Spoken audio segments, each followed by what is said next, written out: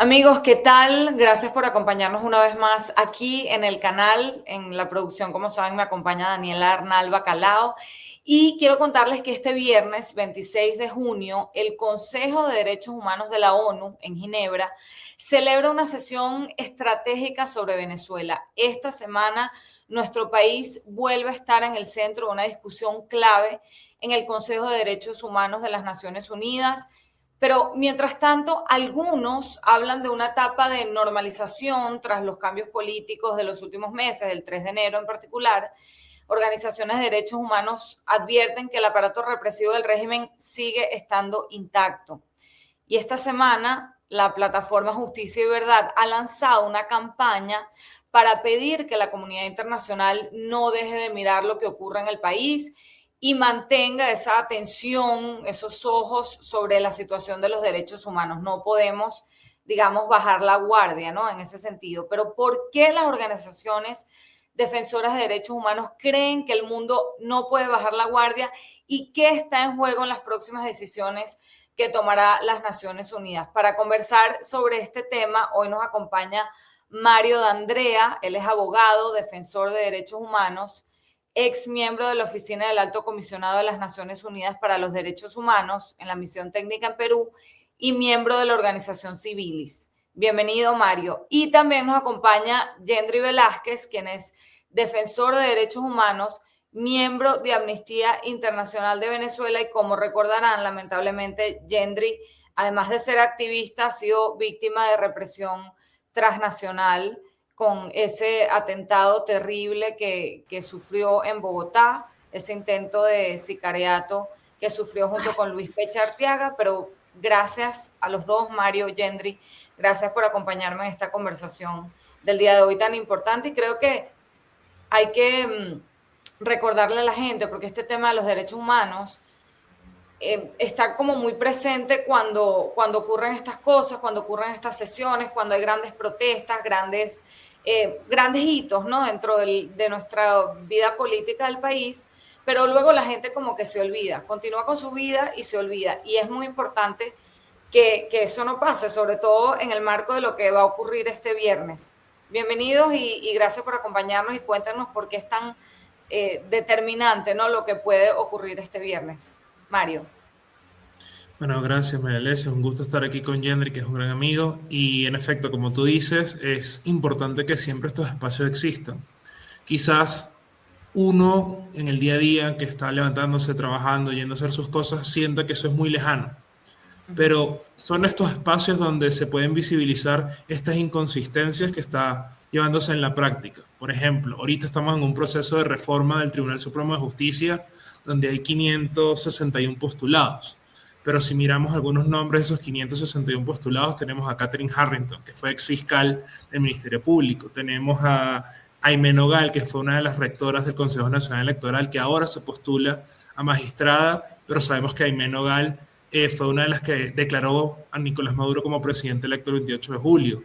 También tenemos, por ejemplo, al juez Eduardo Briceño, que fue el juez que dictó la orden de aprehensión contra Edmundo González. Entonces, estamos en una situación donde, como se dice el dicho, la misma gata pero con diferente collar, ¿no? Entonces es complicado y por eso es importante, porque si no se dicen estas cosas, si no se visibilizan estas cosas, todo pasa por debajo de la mesa, más en una situación donde los venezolanos viven al día a día con una situación tan costosa. Y Mario, tú señalas que estos cambios que han surgido, ¿no?, a partir del 3 de enero parecen ser solo cosméticos, como un maquillaje de la situación.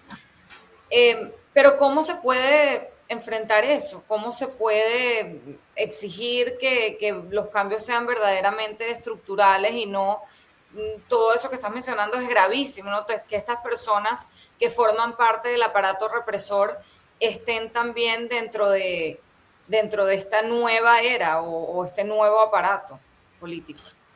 Bueno, lo primero que hay que es documentarlo y segundo, asistir a estos espacios y participar, porque repito, la gente en Venezuela con la crisis está viviendo en el día a día, está preocupada por sus cosas, no comen informes de derechos humanos, ¿me explico?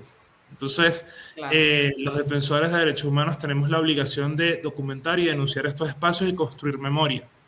como alguien que trabaja en Naciones Unidas, entiendo que cuando no se puede hacer asistencia técnica como en un país normal, o que tiene más o menos instituciones, que no es el caso de Venezuela, lo que queda es construir memoria para cuando tengamos un Estado, tengamos institucionalidad, con esa evidencia que se ha construido a lo largo de los años, poder hacer los cambios estructurales. Esa es la importancia de esto. Estamos trabajando a largo plazo, desde una perspectiva que puede ser dura para la gente en el día a día, pero la evidencia va a funcionar. Yo tengo una anécdota, por ejemplo, cuando hubo la dictadura de Chile, un abogado en ese entonces interponía habeas corpus por las personas desaparecidas en Chile. Todos los habeas corpus fueron siempre rechazados. Luego, cuando cayó la dictadura chilena, cuando ese abogado tenía todos los escritos que fueron rechazados por los tribunales, sirvieron para identificar jueces, tribunales y hacer justicia. Nosotros estamos haciendo más o menos lo mismo, pero eso lleva su tiempo y es cuando tengamos institucionalidad que vamos a ver el fruto de esos informes, el fruto de esas audiencias y todo lo demás. Sí, y la verdad es que el trabajo de activistas como tú y de todos los activistas de derechos, como ustedes, como los dos, de derechos humanos ha sido increíble y yo siempre lo digo, estamos avanzando en el cambio de Venezuela gracias en gran parte a lo que ustedes han hecho.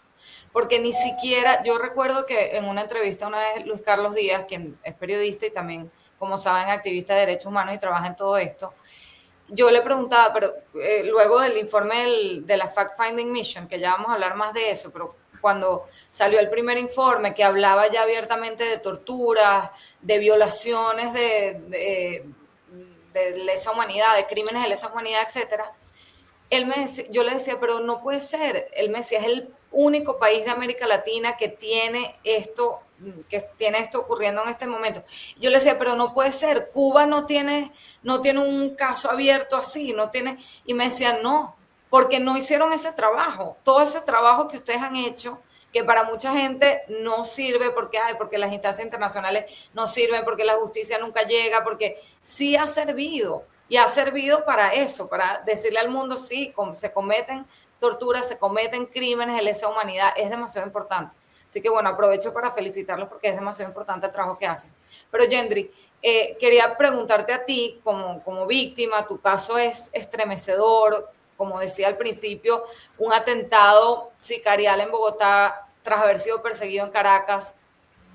¿Cómo te sientes tú con respecto a estos cambios que son por encima y como nos mencionaba Mario, que estas personas sigan estando allí? ¿Tú te sientes seguro de por ejemplo, regresar a Venezuela o de que tu caso vea justicia? O sea, ¿qué nos dice esa experiencia tuya desde la víctima con respecto a los riesgos que siguen enfrentando activistas y defensores de derechos humanos, incluso fuera de Venezuela, que fue tu caso, que fue, digamos, represión transnacional? Sí, gracias, María Elisa. Mira, la verdad es que uno sigue sintiendo temor y el temor está fundado en que precisamente quienes dirigen los cuerpos represivos siguen en el poder. Esto no ha cambiado, han sido, lo que decía Mario, ha sido un cambio de cargo, un cambio de nombrecito en la caja que ocupan, pero siguen estando allí y no podemos olvidar que si bien algunas de estas prácticas no siguen con la misma intensidad y profundidad, las prácticas autoritarias no han cesado en Venezuela. En Venezuela todavía no hay un Estado de Derecho que permita justicia, reparación a las víctimas. Y mientras eso no existe, nosotros vamos a seguir denunciando lo que sigue en Venezuela. Se ha hecho mucha propaganda y hay muchos actores que han sumado a esta propaganda, pero la verdad es que ni como defensor ni como víctima yo siento hoy las garantías para poder regresar a Venezuela y mucho menos poder... Ni el sentimiento de acompañamiento que debería y de protección que deberían brindar las instituciones venezolanas.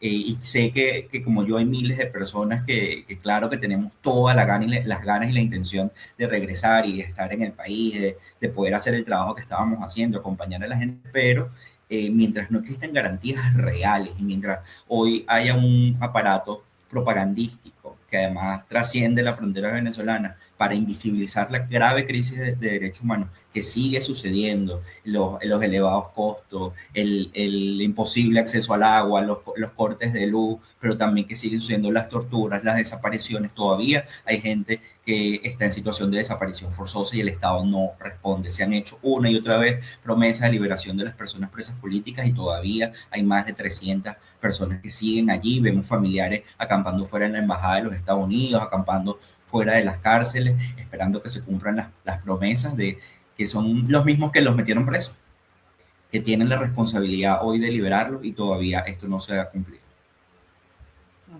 Ahora, este viernes es una fecha importante, como decía al principio, porque el Consejo de Derechos Humanos de la ONU va a celebrar una sesión dedicada a Venezuela, ¿no? El alto comisionado Volker Turk va a presentar una actualización sobre la situación del país y va a haber un diálogo interactivo con los Estados miembros.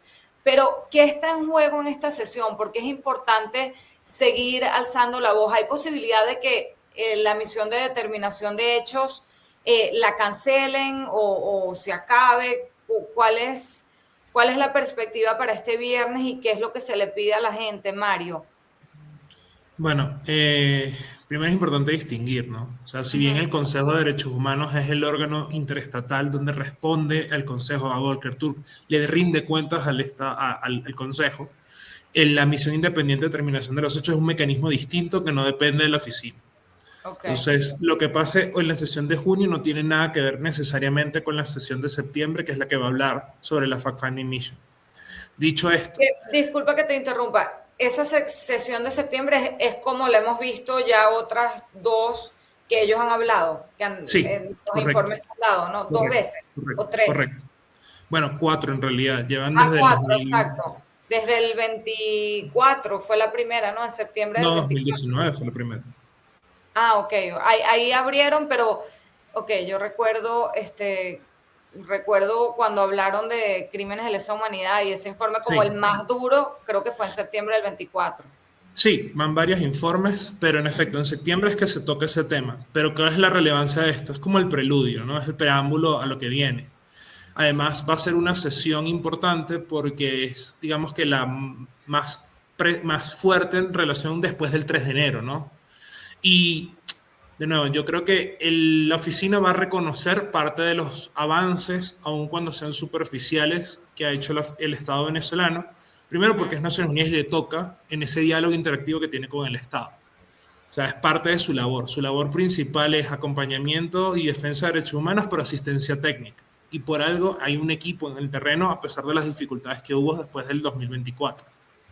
Entonces, lo primero que hay que esperar es un informe, un diálogo entre el Estado venezolano y miembros del Consejo de Derechos Humanos con Volker Turk, donde le preguntan y él da su análisis más detallado de Venezuela. Donde, repito, no creo que deba extrañarnos, donde van a aplaudir ciertas cosas. Por ejemplo, aun la ley de amnistía. Por ejemplo, eso es un caso claro, pero hoy tenemos menos presos políticos, aun cuando solos en libertad plena hay 188 y bajo medidas cautelares 582. Pero ya no tenemos 800, 900 como a principio de año. Entonces, eso, aunque sea, fíjate que te dije que la mayor cantidad de números están sobre medidas cautelares, pero hoy están en la calle, por ejemplo. Entonces, eso es algo que tiene que reconocer la oficina, aun cuando entremos de nuevo en este tema de que no hay cambios estructurales. Entonces, yo creo que ese informe va a ser importante porque marca la pauta de dónde estamos y abre la discusión de la misión independiente de determinación de los hechos sigue siendo necesaria. En lo personal, y creo que Yendri coincidirá conmigo, y estoy seguro que muchos defensores, la misión independiente de determinación de los hechos es profundamente necesaria. Porque como tú muy bien has dicho, es la que ha ido más detallado al tema de evidencia y con el más alto estándar de prueba posible a determinar la comisión de posibles crímenes de lesa humanidad en Venezuela. Entonces, si bien son dos cosas separadas, es importante porque probablemente una alimente la discusión de la otra. A mí, mientras hablabas, yo pensaba que es difícil, ¿no? Porque quizás ahora el reto para los activistas, incluso para nosotros como periodistas, de hablar de estos temas y de convencer a la gente de que son importantes, es aún mayor, porque estamos en una especie de gris que cuando era negro era más fácil convencer a la persona de, mira, está pasando esto, pero ahora cualquier persona que no esté quizás tan informada, que no sepa que la ley de amnistía es chucuta y diga, ah, sí, pero están liberando presos políticos, pero mira, sí, y reconozca estos gestos, aunque sean pequeños, quizás se olviden, ¿no? De toda esta parte y digan, ay, bueno, ya, pero tenemos que seguir adelante, tenemos que pasar página. Entonces, ahora el reto para ustedes es mayor, ¿no? Y para nosotros también, quienes tenemos que ser voceros de esta lucha. Totalmente. ¿Cómo lo ves, Gendry? Sí, María Elisa, no, y yo creo que es complejo como lo dices, porque además el aparato de propaganda sigue ahí, ¿no? Y sigue produciendo información y sigue bombardeándonos en todos los espacios, o sea, no es la palabra bombardeo, con información para lavarse la cara a quienes han cometido estas graves violaciones de derechos humanos. Pero además, una de las cosas importantes de esta sesión y de la sesión en septiembre y de cada espacio que se genera no solo en Naciones Unidas, sino en el sistema interamericano, es la participación del resto de países del mundo y la labor importante que tienen para el escrutinio, para el seguimiento, el monitoreo de la situación de derechos humanos en Venezuela. Nosotros hemos sido, como Movimiento de Derechos Humanos, muy claro en la necesidad y la importancia que tiene la comunidad internacional en garantizar que en Venezuela se cesen las violaciones de derechos humanos y que la gente pueda vivir, estar viva y libre, ¿no? Y poder disfrutar de sus derechos plenamente. Y esto no es distinto a cuando está Maduro, cuando está Delcy. Hoy la comunidad internacional sigue teniendo esa tarea, pero además sigue teniendo una tarea en un contexto mucho más complejo después de lo del 3 de enero, pero también porque es importante ahora ser mucho más minucioso con la información, tener muchas más herramientas para verificarlas. El cuerpo diplomático en terreno es sumamente importante que hoy tenga las herramientas necesarias para poder tener un juicio real sobre lo que está sucediendo en Venezuela. Es importante que también se mantengan los canales de comunicación con la sociedad civil, que la gente se involucre más. Yo entiendo, y lo que decía al principio, muchos hemos perdido la esperanza en los sistemas de derechos humanos porque sus tiempos no son nuestros tiempos. Pero la verdad es que lanzarle a estos mecanismos solo favorece a los perpetradores del horror, ¿no? Debilitar esos mecanismos solo fortalece a quienes violan derechos humanos, no solo en Venezuela, sino alrededor del mundo.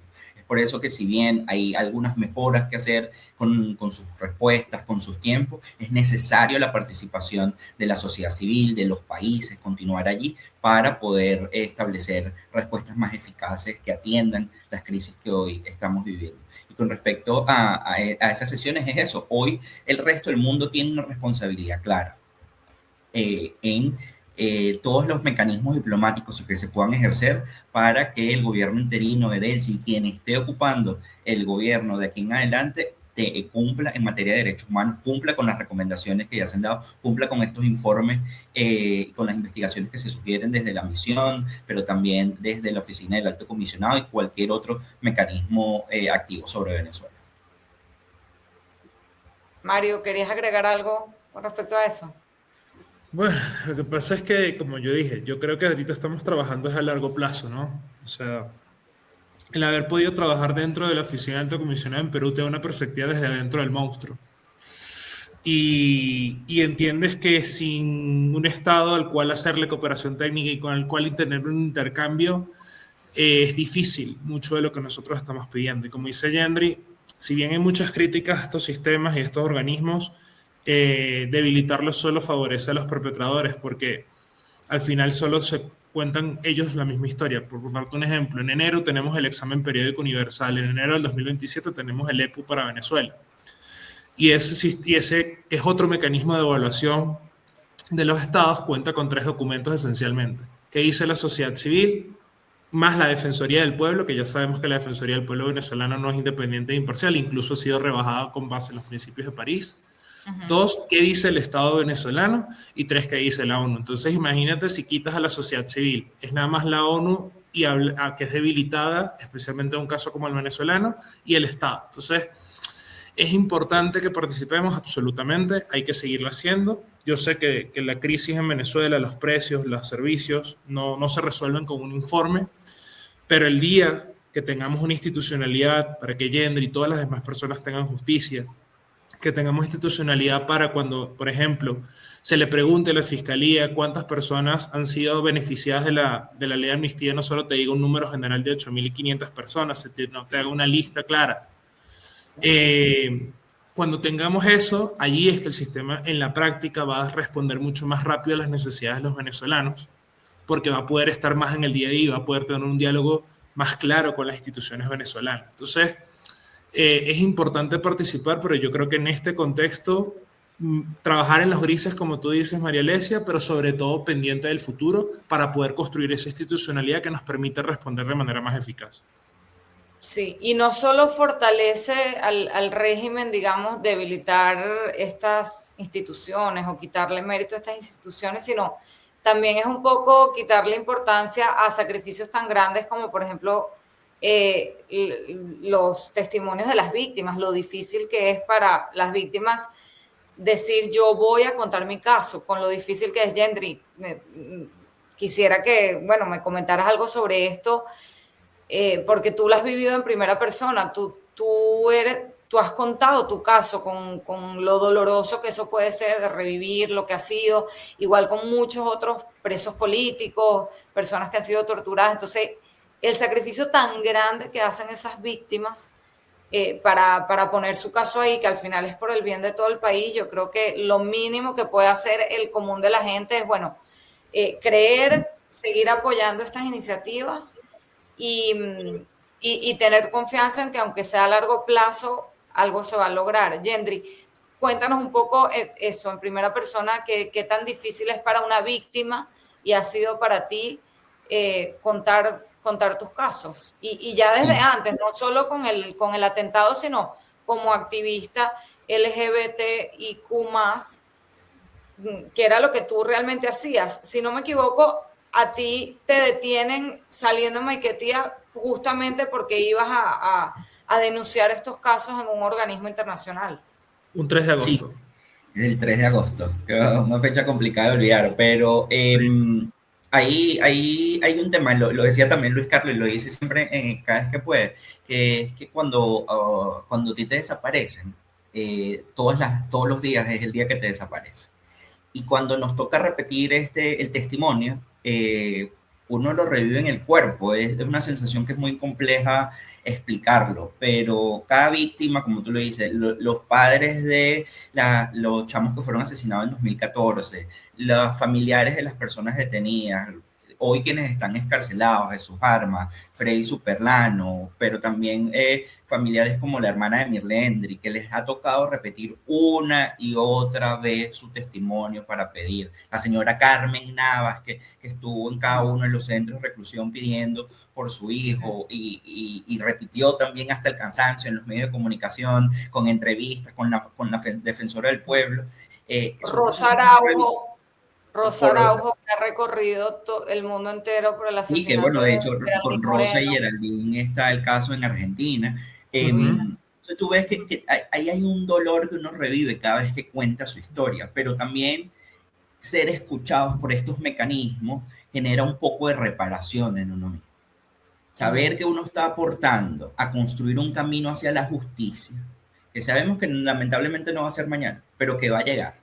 A lo mejor no lo veremos, a lo mejor lo verán otros, a lo mejor nos toca seguir construyendo camino, pero saber que estamos sumando a ese camino hacia la justicia es un poco reparador para quienes hemos tenido que sobrevivir los horrores. Y como defensor de derechos humanos también tenemos esta responsabilidad. Nosotros escuchamos a todas estas personas, documentamos estos casos y no, aunque es una labor difícil, que nos persiguen, que nos suceden tantas cosas, que hay millones de problemas, tampoco tenemos con qué decirle a esa gente que no vamos a continuar este camino.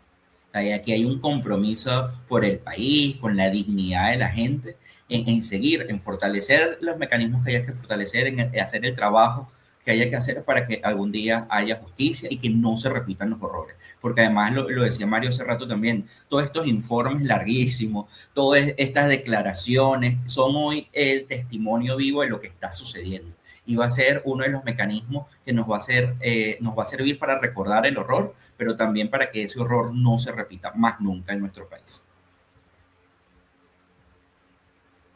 Mario, bueno, los dos, ustedes vienen también hoy como voceros de Justicia y Verdad, que es esta coalición de organizaciones que están haciendo esta campaña. ¿Qué quieren decirle a la gente para terminar de justamente lo importante, en el marco no solo de este viernes, sino de los próximos meses y de todo lo que está pasando en Venezuela? ¿Qué es importante que la gente sepa y cuál es el mensaje que se tienen que llevar? Bueno, yo creo que es importante que la gente sepa que a pesar de que sigue existiendo una ley de fiscalización sobre ONGs, que a pesar de que existe represión transnacional, que a pesar de que la cooperación internacional y los organismos multilaterales están profundamente debilitados, sigue existiendo un movimiento de derechos humanos con interés en la dignidad de las personas en Venezuela y que seguiremos documentando y acudiendo a estos espacios en la medida de nuestras posibilidades para seguir construyendo ese camino de justicia, verdad, reparación y garantías de no repetición en una Venezuela democrática, libre y próspera, que es lo que todos esperamos. Sí, yo creo que sumo ahí solo para complementar, es que al final el silencio nunca nos ha salvado, que más bien hablar, denunciar, utilizar cada mecanismo que tenemos es lo que nos puede proteger y puede hacer que avancemos, aunque sea un poco, pero que avancemos hacia esa Venezuela donde los derechos humanos sean garantizados para todas las personas. Sí, y yo creo que, digamos, también invitar a la gente a que no se conforme con los cambios cosméticos, ¿no?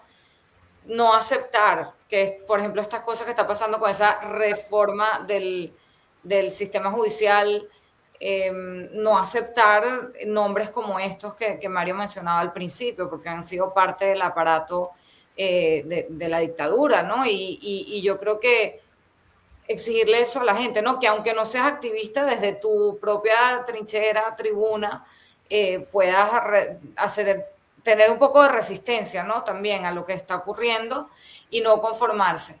Yo quería preguntarles, que me faltó, ¿cómo está el tema de las visitas de las comisiones?